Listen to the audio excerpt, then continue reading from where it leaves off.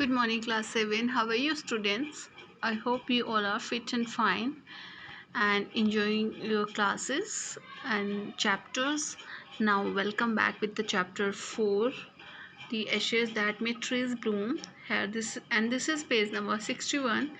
The covetous people also heard the story. जब वो दुष्ट जो लोग थे, ग्रीडी लोग थे, उन्होंने जब स्टोरी के बारे में सुना, मीन्स जो उनके नेबर थे काइंड ओल्ड मैन के, and gathering up the remaining ashes of the meal capped them to make wither trees blossom. जो उनके घर में जो एशेस थी मील की, उन्होंने उनको गैदर्ड किया और ताकि वो उस वेदर ट्री पे उसको स्प्रिंकल कर सके ताकि वो ब्लॉसम हो सके. Now the kind old man, hearing that his lord the daimyo was to pass along the high road near the, अब जो काइंड ओल्ड मैन थे, जब उसने सुना कि जो उनके लॉर्ड जो डायमियोज मीन्स जो उनके लैंड ऑनर्स होते हैं वो वहाँ से रोड के पास से निकलने वाले near the village, set out to see him, वह उनको देखने के लिए बाहर आ गया. Taking his basket of ashes, उसने अपनी एशेस की जो बास्केट थी वो ली.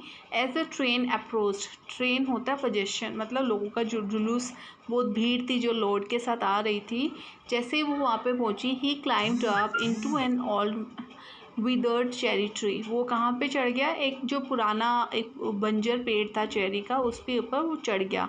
That stood by the wayside, जो कि एकदम रास्ते के साइड में था.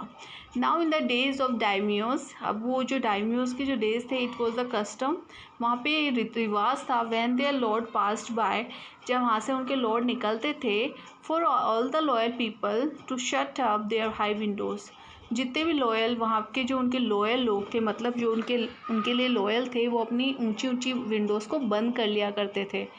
They even pasted them fast with the sleep of paper, even वो उनको स्लीप ऑफ पेपर यानी पेपर के टुकड़ों से एकदम पेस्ट उस पर पेपर चिपका दिया करते थे. ठीक है.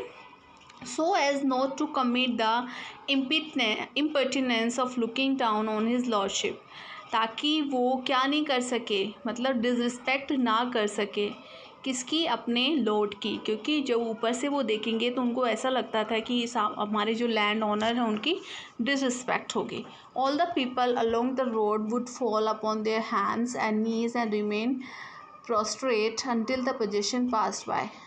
प्रोस्ट्रेट मीन्स होता है lying on the ground face downward. वहाँ पे जो लोग थे, जब जुलूस निकलता था, प्रोसेशन निकलता था, तब वहाँ पे लोग एकदम सिर झुकाए, हाथ पैरों को एकदम हाथों को सामने बांधे खड़े रहते थे.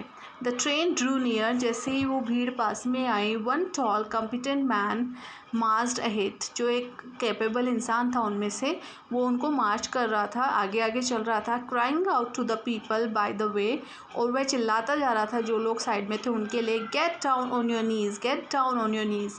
वो क्या चिल्ला रहा था? कि अपने घुटनों पर बैठ जाओ.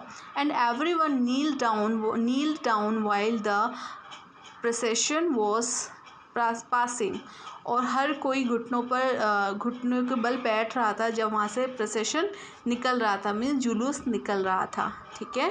Suddenly the leader of the van caught sight of the aged man up in the tree. अब क्या हुआ? जो लीडर था जो वैन चला रहा था, उसने क्या देखा? उसको जो एजेड मैन जो बैठा हुआ था ट्री पे, उसको उसने देख लिया. He was about to call out to him in an angry tone, वह उसके ऊपर चिल्लाने ही वाला था बहुत गुस्से से. But seeing he was such an all fellow, but उसने देखा कि वह सच में एक बहुत बूढ़ा व्यक्ति है. He pretended not to notice him and passed him by, उसने ऐसा प्रिटेंड किया कि उसने शायद किसी को नहीं देखा और वहाँ से निकल गया.